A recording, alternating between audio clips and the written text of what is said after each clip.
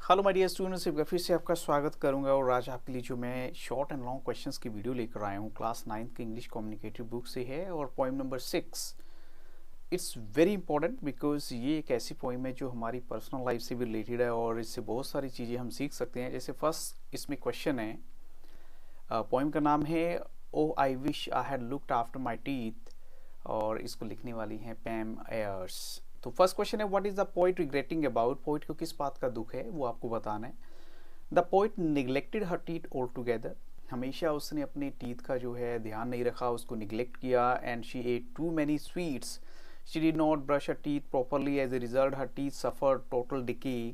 The poet is regretting about her neglect of her teeth. और यही वो चीज़ है जो पोइट को सताई जा रही है कि उसने अपने दांतों का, अपने टीथ का ध्यान नहीं रखा, जिसकी वजह से वो बिल्कुल उसके जो टीथ हैं वो डिकेड हो चुके हैं। डिकेड का मतलब क्या था? उनकी शेप खराब हो चुकी है, कहीं ना कहीं कैविटीज आ चुकी है। क्वेश्चन 2 है, what mistake did the poet commit in her younger days? अब हम लोग भी अपने यंगर डेज में क्या गलतियां करते हैं? हमें लगता है कि गॉड ने हमें टीथ दे दी है तो जो मन करे खाते रहो खाते रहो, लेकिन उसकी एक लिमिट भी होती है और लिमिट के बाद प्रॉपर ब्रशिंग भी करनी चाहिए आपको। तो अगर आप ब्रश नहीं करेंगे उसका रिजल्ट क्या होगा? आपके टीथ जो हैं वो स्पॉइल्ड हो जाएंगे। तो यही पॉइंट के साथ हुआ। The poet paid no heed to the rules of the dental care. Heed क्या होता है? अटेंशन। और डेंटल केयर्स मतलब अपने दांतों को, पॉइंट को कैसे ख्याल रखना, तो उसने कोई ध्यान नहीं दिया। एंड फ्लाउटिंग द रूल्स, यानी रूल को तोड़ते हुए, she ate plenty of sweets. Soon cavities occurred, her teeth suffered serious decay and she had to seek the help of a dentist again and again। और आपको पता होना चाहिए कि जो टीथ के साथ अगर कोई प्रॉब्लम हो जाती है तो ये फिर एंड नहीं होता, आपको बार बार डेंटिस्ट के पास जाना ही पड़ता है। चाहे आप कैप भी लगवा लें या कुछ भी कर लें, फिर भी कहीं ना कहीं कभी ना कभी कुछ प्रॉब्लम रहती है। तो इसलिए बेटर है कि हम अपने टीथ की केयर करें। लेकिन पोइट ने अपने यंगर डेज में बहुत सारी टॉफ़ीज़ खाई, ध्यान नहीं रखा और she had to go to the dentist again and again. Question 3, Why did the tooth decay continue in spite of the poet's brushing her teeth? अब देखिए, एक ये भी इसमें क्वेश्चन बड़ा अच्छा बना रखा है कि पोइट के टीथ में प्रॉब्लम क्यों हो जाती है, चाहे वो अपने टीथ तो ब्रश कर ही रही थी रेगुलरली, तो ऐसा क्या हुआ? तो देखिए, दो टाइप से आप ब्रशिंग कर सकते हैं। एक होती है सरफेस लेवल पे, हल्का हल्का ब्रश कर रहे हो और वो भी फॉर्मेलिटी से आगे आगे आपने ब्रश किया, पीछे देखा ही नहीं, आपके पीछे इधर भी दांत हैं इधर भी दांत हैं, आपने फोकस नहीं किया। यही पोइट के साथ था, हल्का हल्का रबिंग की, दैट्स इट। लेकिन यहाँ पर आंसर है, the poet did not brush a teeth vigorously and thoroughly. Vigorously होता है जोर से, पावरफुली, यानी ये नहीं कि बहुत जोर से कि आपको अंदर कहीं पेन हो जाए, बट इतनी फोर्स होनी चाहिए। और थॉरली क्या होते हैं? Completely. Her brushing of her teeth was a mere formality. She did not apply sufficient force, nor did her brush reach all parts of her mouth। यानी हर हिस्से में पहुंचना चाहिए आपका ब्रश जो है। This is why, though she brushed her teeth, the brushing failed to do any good, and the rot had already set in deep। और कहीं ना कहीं अंदर प्रॉब्लम आनी स्टार्ट हो गई थी और उसी के टीथ जो है उसके डैमेज होते रहे। क्वेश्चन 4 है, when did the moment of reckoning come to the point? अब मोमेंट ऑफ रेकनिंग क्या होती है? जब उसको लगता है कि वाकई अब कुछ होने वाला है, अब गड़बड़ हो गई है। पॉइंट को ये मोमेंट कब आता है? तो by the moment of reckoning we mean the moment when he has she और one has to pay for one's faults of misdeeds. यानी उसको लगता है कि हाँ, मेरी जो गलतियां हुई हैं उसका मुझे फल मिलने वाला है। The poet's fault was that she had neglected her teeth throughout, and she brushed aside all advice and warnings and ate a lot of sweets। At the same time, she failed to brush her teeth properly। और साथ में उसने अपने teeth को properly brush करना भी जो है ठीक नहीं समझा। The problems that had already started kept growing with time। A time came when due to teeth decay, यानी उसके जो दांतों में जो डिके होना था वो हो चुका था। And there were more cavities in her teeth than teeth, यानी दांतों से ज़्यादा वो कैविटीज, जो गैप्स आ जाती हैं, जो प्रॉब्लम आ जाती हैं। तो now she has the last option of being able to eat her food using the false teeth. और उसके पास एक ही ऑप्शन बचा था कि अब नकली दांत लगवा के बस खा सकती है वो। और यही पोइट के पास जो है ऑप्शन बच जाता है एंड में, उसके पास कोई और सोल्यूशन नहीं था। So what was the most ironical part of the poet's experience? Poet के एक्सपीरियंस का सबसे आयरॉनिकल पार्ट क्या हो सकता है? तो as long as her own teeth were good enough, the poet paid no attention to the dental hygiene, ignoring everyone's advice and doctor's warnings. वो हमेशा मीठा खाती रहती है। And she spend a lot of money on buying sweets and consuming them. और उन दिनों में तो देखें तो whenever she came across her mother's false teeth kept in a bowl she felt funny and she used to make fun of them.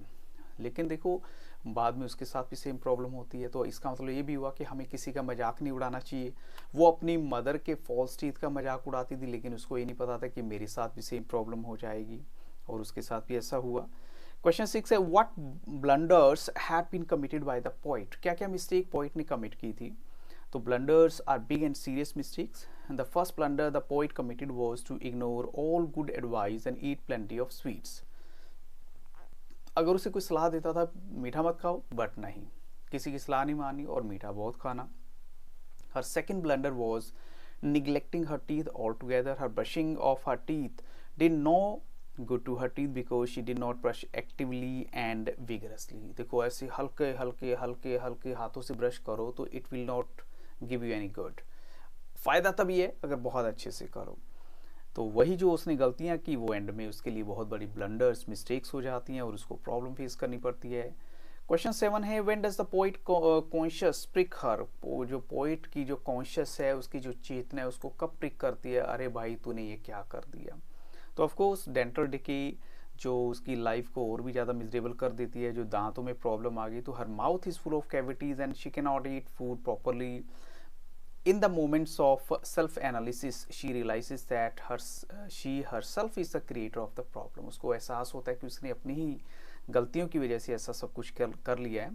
Her dental decay is the result of her woeful neglect of dental hygiene and it is the realization जो उसकी conscious उसको prick करती है कि ये तो तूने बहुत बड़ी गलती कर ली है, यानी अपने दांतों का ख्याल नहीं रखा, मीन्स बहुत सारी प्रॉब्लम्स को तूने आमंत्रण दे दिया है, उनको इनवाइट कर लिया है।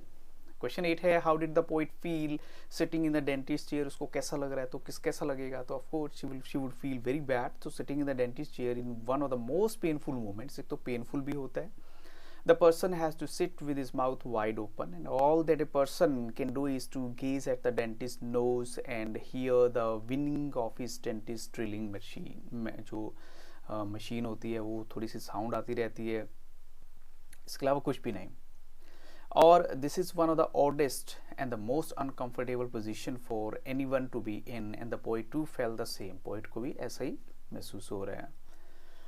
नेक्स्ट है what would the poet have done if she had known the problem she was going to face due to her teeth future. देखो क्या हो सकता था जब उसको पता था कि उसके साथ ऐसा हो सकता है। तो इट्स वेरी क्लियर कि nearly always people become wiser after the event. कई बार ऐसा होता है कि हम गलतियों से बहुत कुछ सीखते हैं। The same is the true about the poet. अगर उसको पहले कुछ पता होता कि उसको ऐसी प्रॉब्लम फेस करनी पड़ सकती है, तो हो सकता है उसने अपने टीथ की प्रॉपर केयर की होती और जो स्टिकी स्वीट्स वो खाती रही है, हो सकता है वो इतना मत खाती वो, और एक्सेस में खाना उसको बहुत ज़्यादा प्रॉब्लम दे जाता है। और सेकेंडली ये भी कहेंगे she would have brushed her teeth. हो सकता है अपने उसने जो ब्रश भी प्रॉपर किया होता, ऐसे दिखावे के लिए ना किया होता कम से कम।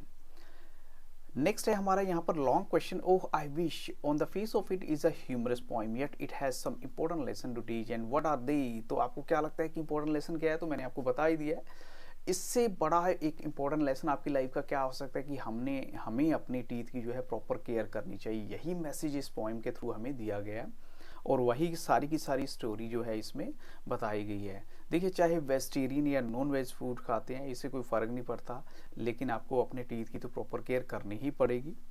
ऐसे ही हमारा जो नेक्स्ट लॉन्ग क्वेश्चन है पैम ईयर्स जो पोइम है ओ I wish I had looked after my teeth has a lot of food for thought. आपको लगता है कि फूड फॉर थॉट है, तो हम कहेंगे येस ऑफ कोर्स, क्योंकि इसमें बहुत कुछ ऐसा है जो हमें सोचने पे मजबूर करता है। और यही जो बात क्या है वो, और mouth is responsible for the food and nutrition intake, यानी हम जैसा खाते हैं मुंह के थ्रू तो जाता है। आप कोई चीज़ आप बिना चबाए खा रहे हो, अंदर जा रही है, तो आपको क्या लगता है आपके स्टमक के अंदर कुछ टीथ लगे हुए हैं? नहीं, इट नेवर हैपन्स, ऐसा कुछ भी नहीं है। टीथ आपको जो गॉड ने दिए हैं आपके माउथ में ही दिए हैं, वहीं से आपने जो कुछ खाना है वो नीचे चबा कर जाएंगे या कैसे जाएंगे, it all depends on that. और ये क्वेश्चन जो है इसी में सारा यही आंसर दिया है कि दो sufferings from tooth decay have to go through very painful and agonizing dental procedures which are very expensive और discomforting। देखिए महंगे भी होते हैं और साथ में discomforting भी होते हैं। ऐसे जो मेरा नेक्स्ट क्वेश्चन है, but up and down brushing and popping and fussing didn't seam what the time could bite, or what do these lines convey? क्या मैसेज दिया गया? तो these lines convey the careless attitude of the child towards brushing to her worthwhile to brush her teeth thoroughly। अब देखो वो अपने teeth जो है नहीं करना चाहती ब्रश, तो उसको प्रॉब्लम फेस करनी पड़ती है, उसको लगता है कि ये वेस्ट ऑफ टाइम है, लेकिन उसको ये नहीं पता था कि वो अगर अपने टीथ को ब्रश नहीं करेगी तो उसको और भी ज़्यादा हार्श कॉन्सिक्वेंसेस लाइफ में फेस करने पड़ेंगे, और ऐसा हुआ भी उसके साथ। नेक्स्ट है, why did the poet go to the dentist and how could she have avoided it? ये बड़ा सिंपल आंसर है कि वो डेंटिस्ट पे अपने टीथ की जो कैविटीज आ गई थी या प्रॉब्लम आ गई थी उसको ली जाती है, लेकिन उसको कैसे अवॉइड कर सकती थी अगर वो टीथ को प्रॉपरली केयर करती, यानी ब्रश करती प्रॉपरली। अब नेक्स्ट है, if you got a tooth and you got a friend, what do you understand from these lines? तो it is only our tooth that help us to chew our food well। देखो आपके tooth हैं तो आपका दोस्त भी है समझो, यानी अगर भोजन हम चबा रहे हैं, खाना चबा पा रहे हैं, the stomach can't chew the food we eat because it has no teeth, so the food has to be chewed in the mouth only by our teeth। सो यही एक इसमें मैसेज दिया गया। तो without chewing we can't digest our food and undigested food can make us ill, thus each both यानी जो tooth of hers is a friend that help us to chew and digest our food. ये थोड़ा सा different question है, ये आपको वैसे नहीं मिलेगा। और लास्ट क्वेश्चन है, with reference to the poem how can you look after your teeth? आप अपने टीथ की जो देखभाल कैसे कर सकते हैं अगर पोइम के कंटेक्स्ट में बताएं। So we can look after our teeth by brushing them thoroughly and regularly, and we should also keep visiting our dentist in order to see that nothing is wrong with them। साथ में dentist के पास visit करते रहिए ताकि कहीं कुछ problem है तो आपको टाइमली पता चल जाए।